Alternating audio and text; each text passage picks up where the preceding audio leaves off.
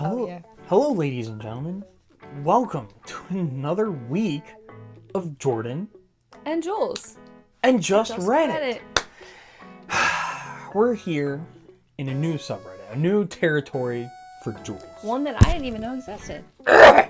Yes, brand spanking new, just for Jules. We are in malicious compliance.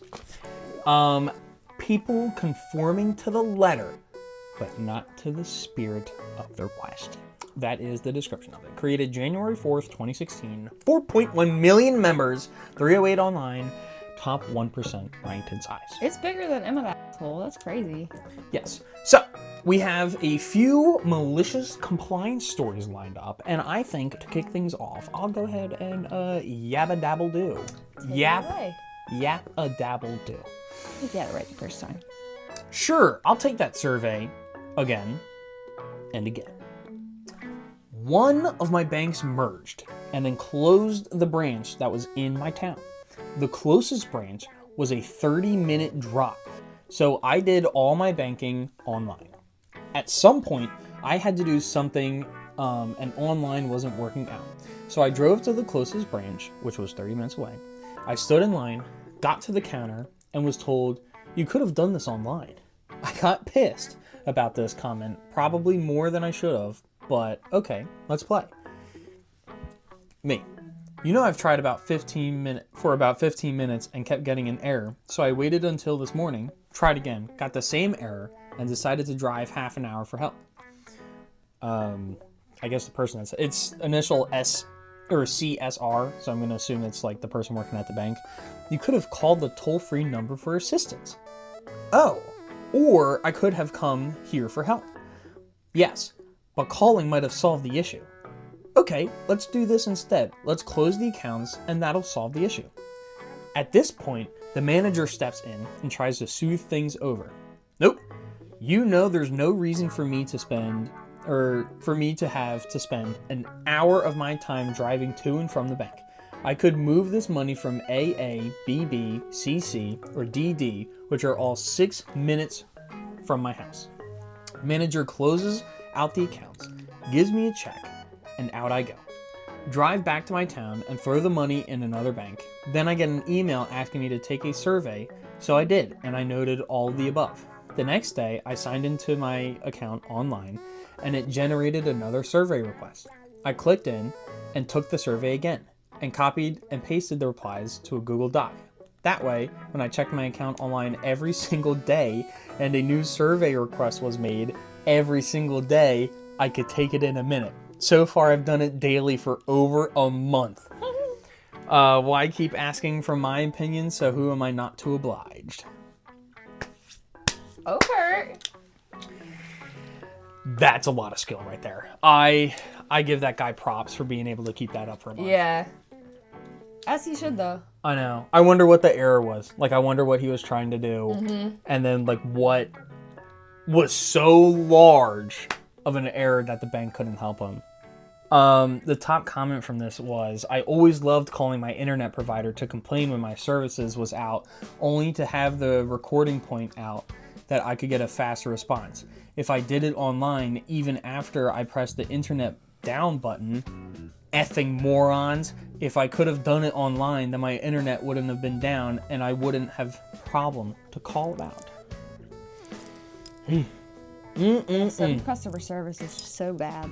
I know. Can't trust anybody nowadays, especially those servers at Iron Hill Brewery. They are the worst. The worst. Horrible. I'm just messing. I love Iron Hill Brewery servers. Shout out. Maybe a little less side work. All right, Jules, please go. Go All right. ahead. Malicious compliance, peanut allergy. And what does it mean when it says M? That is a medium length story. Oh, that's right, because they're labeled. I'm located in Australia, and a few years ago, I was unemployed. Placed in work for the doll. I have peanut allergies as well as an antisocial for the doll. I wonder if that's something specific. Okay. It was in In a activity center with a secondhand store, I was placed in the kitchen due to experience in addition to being antisocial, as I would work with one other person. In parentheses, we will call them John. I informed the manager, in parentheses, we will call them Karen, of course, that I have a peanut allergy. I kindly requested that I don't work with nuts at the start of everything. At the start of everything went smoothly, no complaints. About a week in, damn, they need to learn punctuation. Oh my god. I kindly requested that I don't work with nuts. At the start of everything went smoothly, no complaints. About a week in, and the arrogant prick John didn't like that I would have lunch on my own and refused to have a group lunch. So I calmly enter the kitchen when John is in there alone and lean on the table. I proceed to ask John to stop pushing me to have a group lunch as I did not feel comfortable, then walked away. John followed me to accuse me of utilizing intimidation tactics in front of everyone. I, being antisocial, froze up and stood directly in front of John, only to have John tell me to back away and double down on his claims that I was using intimidation tactics. Later, John demanded I don't work in the kitchen due to my nut allergy. Karen agreed and took me out of the kitchen, then contacted my job search agency, asking them for a notice from my doctor stating that I, in fact, do have a peanut allergy. No one ever challenged this before, so I never thought the need to provide evidence that I have a peanut allergy. I was called out the next day with Karen stating that I need a written letter from a doctor to prove my claims. Now, I'm rather agitated, and I walk to the kitchen to get a bag of peanuts and return to Karen.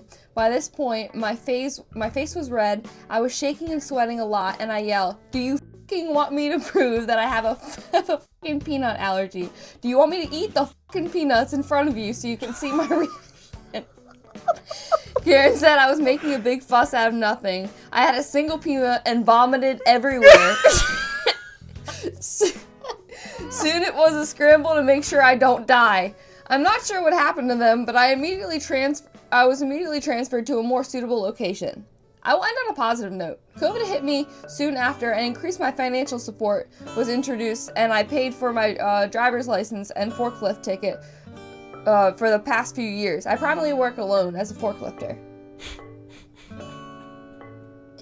Way to prove a point. Jesus Christ.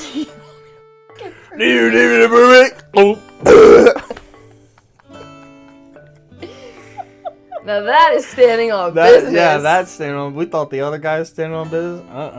Who asked for that though? You need written proof that you got a peanut allergy. Who would go to all that trouble? Because it's not like you wanted to work in front of the house. I would understand if it was like, yeah, get it from your doctor just so we have it on record in case anything happens. Like, I would understand that, but to just like be like, accuse them of lying. Get a doctor's note. We think you're lying. Like that's out of pocket right there. That's peanut allergy. Really? What are you, little? Like that's literally all you could think of was peanut. Jesus Christ. Damn though. It would be the freaking antisocial motherfucker that would do that. All right. Delete the legacy knowledge department. Okay. A former employer has decided to shoot themselves in the foot with a bazooka. I thought I'd share it here so you can laugh at them too. In a nutshell, the business built its own in-house software, which is designed to cover all aspects of the business, from invoicing, tracking stock, creating reports, semi-automating direct debit billing, and virtually everything else, 1,000 sub-areas. As such, the business ended up with 3 IT departments. One was more hardware issue and basic IT issues. There was a medium IT department who would fix small issues within specific sub-areas of the software, and the legacy team who worked on the rawest base level of the software and had kept it functioning for over 20 years. In an effort to cut costs, the senior management decided the legacy team were no longer required as they were creating a whole new software anyway and would be ditching the old one within a year or so. In doing so, they also insisted the large office they occupied was completely emptied. This included several huge filing cabinets of paperwork, compromising dozens of core manuals, and countless hundreds of up-to-date how-to-fix-it documents. pieces as well as an earlier superseded documents they could refer back to. The legacy team sent an email to the seniors basically saying, "Are you sure?" ? To which they eventually received a terrorist email back specifically stating to destroy all paperwork. They were also ordered to delete all digital files to free up a rather substantial amount of space on the shared drive and wipe their computers back to factory settings. So it was all shredded, all files erased totally, and the computers were wiped. The team removed every trace of their existence as ordered and left for greener pastures. It's been 3 months, and there was recently a power outage which has broken something in the rebooted system. The company can no longer add items into stock, which means invoices won't work, as the system reads as "can't sell what we don't have." In turn, this means there's no invoices for the system to bill, so it's back to pen, paper, and shared Excel sheets to keep track of stock, manually typing invoices into templates, and having to manually check every payment received against paper invoices. All of which is resulting in massive amounts of overtime required to keep up with the demand. The company has reached out to the legacy team, but they've all said without the manuals they were ordered to destroy or erase, they're not sure how to fix it. The new system is still at least a year out. On a positive note, 2 of the other senior managers have a nice large office to share and sit in.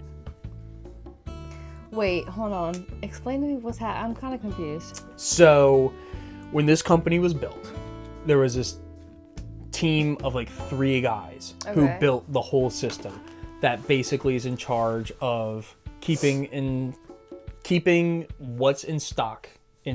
Right. If somebody buys something, sends an invoice to the team. If a payment is received, takes a payment. Okay. Right? Basically everything you need to run a business. Okay. The company, a few years later, fired that team that made that and demanded that they destroy every piece of evidence that they ever existed. So all of the how-to fix manuals, so let's say if something were to go down, people could refer to the manual, destroyed. Any backup files, destroyed. Everything important, destroyed. And so then there was a power outage, which ruined the system, which ruined the business. And then the business tried to reach out and be like, "Hey, can you help us?" And they were like, "No, you had us destroy everything."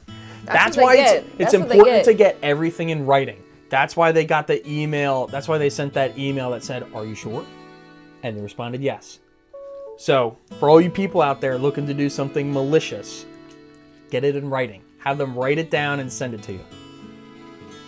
Damn, that's the lesson of the story. That sucks for them, bro. I know. R.I.P. the company. I was not prepared, so. It's okay. Hey, we're just here for a fun time. We are here for a fun time. We're just here to read. I'm playing. I'm joking. We are here to just because you said that, we're never going viral again. I know, right? We're just here to read into the ears of these people listening to us. We're just here to fill while they're cooking chicken in the kitchen. Or maybe walking the treadmill, getting their steps in. Get your steps in. Yeah. Drink some water. Take care of yourself. Having a bubble bath. Let us join you.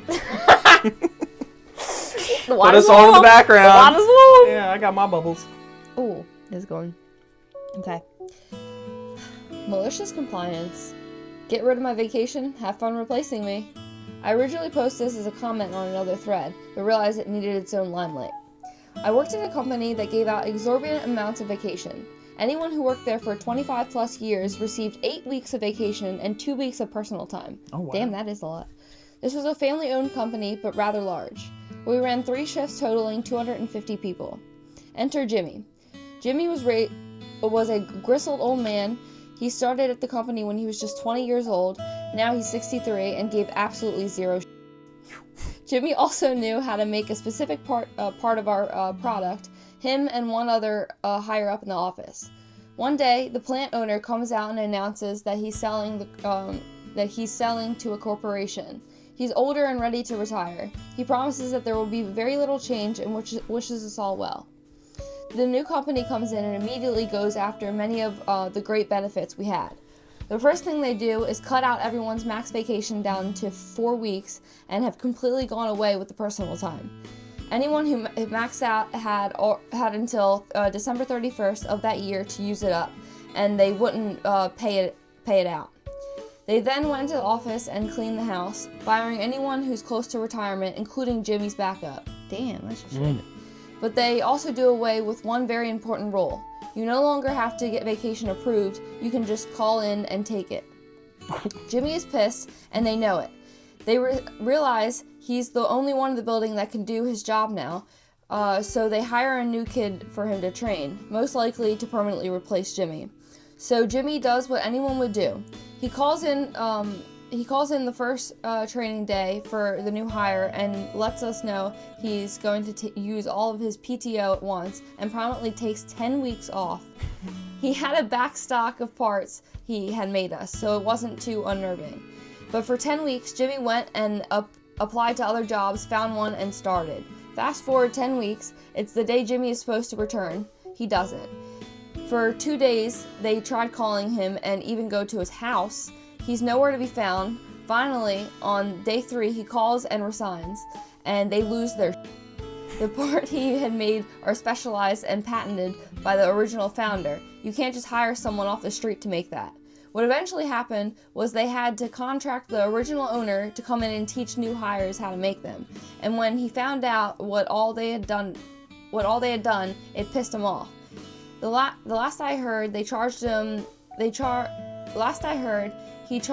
7-figure contract to teach them how to produce the parts, and they had to pony up or close down. Moral of the story, don't f**k with people's vacation time. Edit. Jimmy made an electronic control model that was sealed and stayed fixed and poured unit made of 2-part epoxy. Edit 2. Jimmy didn't exactly miss out on 7-figure contract and had 0 chance to take one. He left, said fuck him and moved on. When they contacted the previous owner and explained the situation, it was basically a you need help, it'll cost $1 million type of conversation. Final update. Yeah, basically. Thanks to everyone for all the attention this received. I had no idea this would blow up like it did. I have immediate family working with the company still, so if I hear of any more rumblings, I'll fill you in. Also, I worked here for 4 years. I have a few other Jimmy stories I may post at other times on the appropriate Reddits. Thank you all again. Damn, my boy Jimmy is a savage. Damn straight!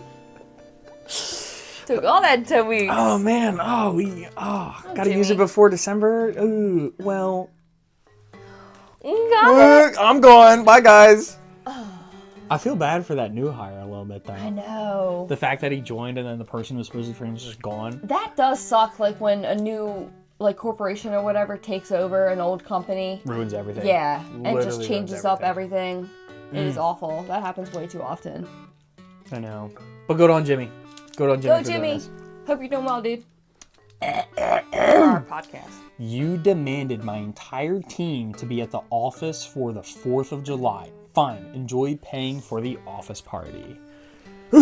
So, this starts off on Monday the 13th as I received an email from the VP, not over my department, or bad VP. I am told that my team will be required on the 4th. I politely tell them no, that our team has been scheduled this day off and people already have made plans. My team is IT team, and as many of you know, IT team gets shafted every time it can be shafted by any company. So over the course of the week, I let my team know what's happening. I let them know I've been reaching out to the higher ups to fix it, and I also let them know if their plans are ruined, I will make it right at work. Over the course of 3 meetings, it started to look like things will not go my way. In response, I send an email to the CEO of the company.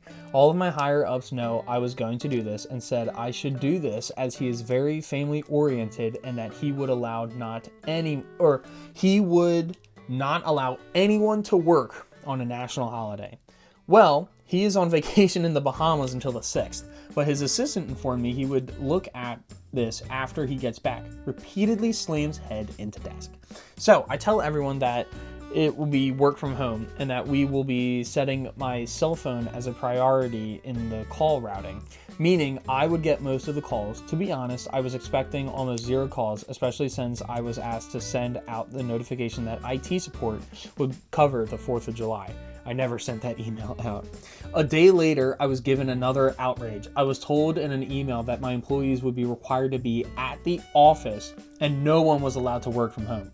They would be checking the door badge ins to verify we were at the office. I asked why in email, and they said they wanted to make sure no one was playing video games at work. We normally work from home about 2/3 of the week, and video game playing is a normal occurrence at work. So I walked into the person's office after a very long conversation. When she was losing the logic war with me, she told me that it's just IT, you guys don't have lives. Damn! No, I'm not kidding you. This is exactly what she told me. I reported this to the VP, who said, I will take care of this. It likely won't be until after the 4th, so get creative. I know this man well. We've worked together for a long time, and get creative is code for corporate effery. I asked the person, I know. I asked the person requiring us to be at the office if they cared if we had an office party. They said no, as long as it did not interfere with the call flow, even suggesting using my new company card to pay for it. Go wild. Pro tip. Never tell me to go wild. At this point, it's Tuesday the 21st. I'll let everyone know what's up and that I have something planned. I asked who had things planned for that day. 2 people told me they were planning to shoot off fireworks with their family, but the rest were planning barbecues with friends. I write up an email to the VP over my department and the bad VP and tell them that I'll let everyone know. We'll all be expected to work until 8 p.m. Monday. Per the conversation with bad VP, I will be having an office party as a sort of sorry to the guys and gals who got shafted by this decision. The VAD VP replied again, thank you for understanding. Also, yes, I would expect an office party if I had to work on the 4th of July as well. So go wild and enjoy your time. Use your new company credit card if you need to cover a few expenses. Also, I should not have to remind you or anyone else, no fireworks or alcohol on the company property. Oh my gosh, we're only halfway there. And I just scrolled away. As a person. Okay, so now it is time to tell you about my office. See, a while back, the IT team has moved from the main corp office into a smaller building itself. It has a nice gaming break room and a decent sized gym, and a full-on drink bar. Soft drinks, mind you, no alcohol at work. Out back is a big patio that crosses county lines as soon as you cross a small creek. A creek that just so happens to have a footbridge over it, leading to an empty field. I start making phone calls. Monday, June 25th. I call up everyone into an hour early meeting that morning. I explain to them that I will be making it right. I've asked everyone to invite their friends and families to the office. No supplies will need to be brought by anyone. I tell them that this will be non-alcoholic, but that I'll be planning something for everyone. I told them to expect all food to be provided and they didn't need to bring anything unless they wanted to bring some fireworks, i.e. they won't have to spend a dime. The 4th comes and the entire day we did absolutely no work. No tickets, no calls came in. Well, 7 calls did come in, but from the same person, the bad VP. She was calling to make sure we were manning the phones. All of us were playing video games or watching movies. 6 p.m. rolls around and everyone was told that the food was ready. People were expecting hot dogs, hamburgers, and bratwurst or 2. What they got was a full-on barbecue feast with pizza and other foods. There was smoked brisket, spare ribs, smoked sausage, smoked turkey, both kinds of tater salad, coleslaw, green beans with bacon and onion, potatoes en gratin, pizza from 2 different places, excellent hamburgers, bratwurst hot dogs. On the dessert side was cake, very good cookies, 4 different kinds of pies, and about 2 pounds of fudge. Damn! I know, they were pigging out for this one. Damn. Family and friends started showing up around 6:15ish. So some brought alcohol, but and I told them they would need to leave that in their cars as I was not that crazy. Some were not too happy, but others agreed as it was free dinner from random strangers. So let me set the scene for you. I'm out here with all calls routed to my cell phone and everyone was just having a good time. We have a ton of people there enjoying the fun night, chatting about random stuff, eating the food, and occasionally lighting off some sparklers or throwing firecrackers into the stream. It's not stocked and only 1 foot deep. My VP, not the bad bad VP showed up and his family brought some water balloons for the kids and man children. Around 8:30ish, it starts getting dark. People want to shoot off more than simple sparklers and firecrackers that we've been using. The VP over the IT department had everyone cross the footbridge over the county line and off company property, mind you, and we set up a big wooden board using it as our launch pad.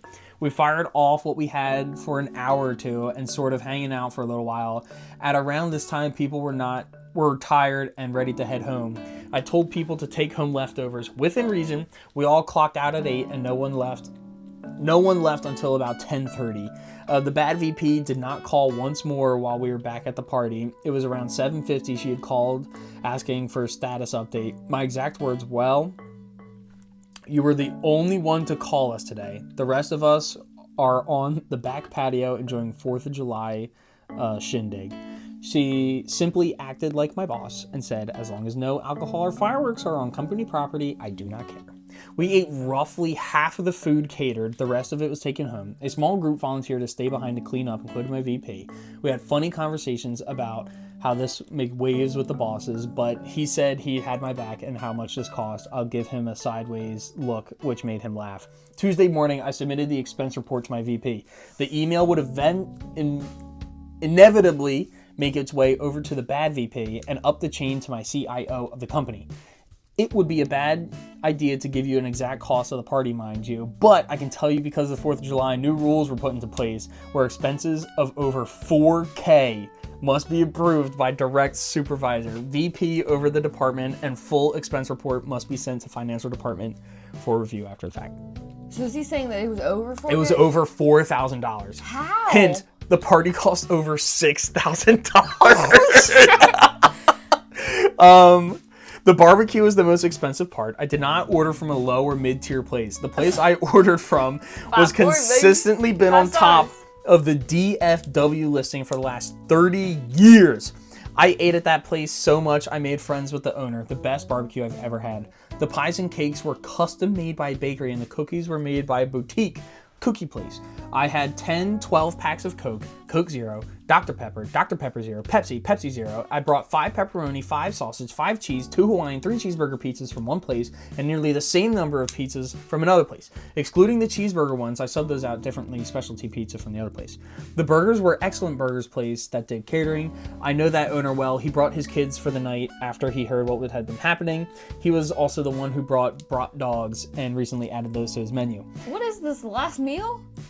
Probably. Oh my God. Don't worry, we're almost done. This was the most expensive office party in history of the company. The only thing more expensive than this was some business meetings that the CEO rented private rooms and high-end restaurants for.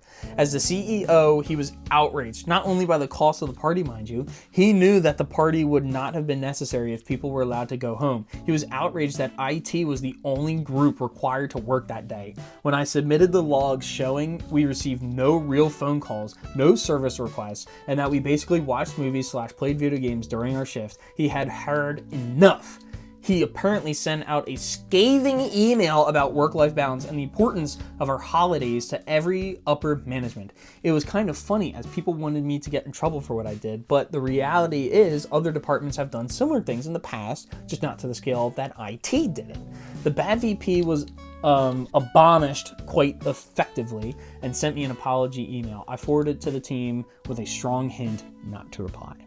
Then my VP let the CIO and the CEO know that what the bad VP said, you guys don't have lives. The bad VP did actually confirm she said it in a meeting with her EVP. It did not go over well. I have never heard people yelling in an office meeting like that before. The CEO of the company came to our office and yelled at her.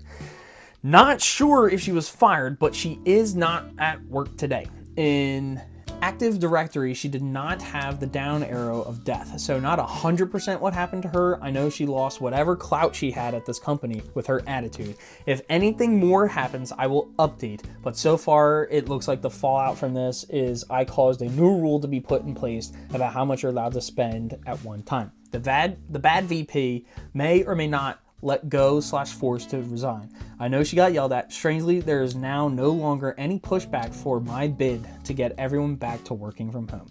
Edit. Please stop asking me where the restaurants are. I'm not doxing myself. top comment, can I work for you? This is effing magical. Oh my god. What'd you think? OP really, took an inch and he ran.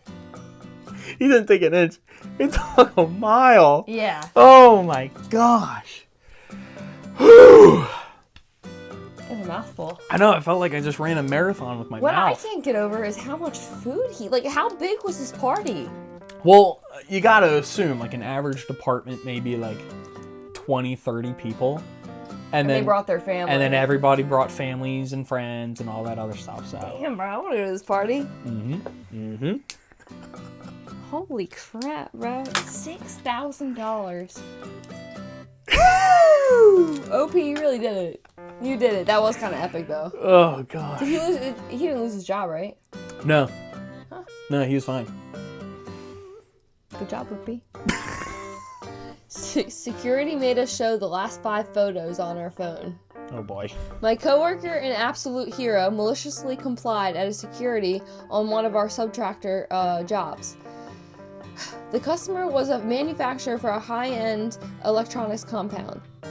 Security was tight as a small 4x6 box that could contain $250,000 worth of microchips. Our team was installing an equipment in their facility for 1 week. A security checkpoint had been passed every chip in or out of the building.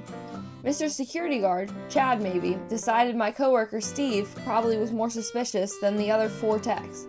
So every trip in and out, not only was Steve made to dump his entire contents of his backpack out on the table and go through it, Chad required Steve to show him the last 5 pictures taken on his phone to prove he wasn't stealing secrets. This is all fine, except Chad lets everyone else through without any other sort of inspection. Steve is trying to stay positive, but obviously this is eating away at him. Steve tries to be overly positive and also a bit snarky with the comments like, "Thank you, Paul Blart, for keeping America safe." Which bursts up the rest of our crew. Then Steve has the idea that will free him the rest of the week. Wednesday comes along. Steve is overly scrutinized on the way in as usual. As we head to the security at lunch, Steve says he has to go to the bathroom. He comes back out a few minutes later, absolutely giddy. Oh my god.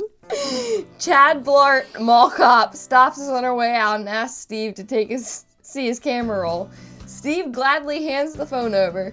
Chad is greeted by someone very, very particularly angled shots of Steve's butthole. What the f***? Chad throws the phone down on the table. "Oh, sorry, I thought I had a hemorrhoid and wanted to see and see how bad it is. Is everything okay with my pictures?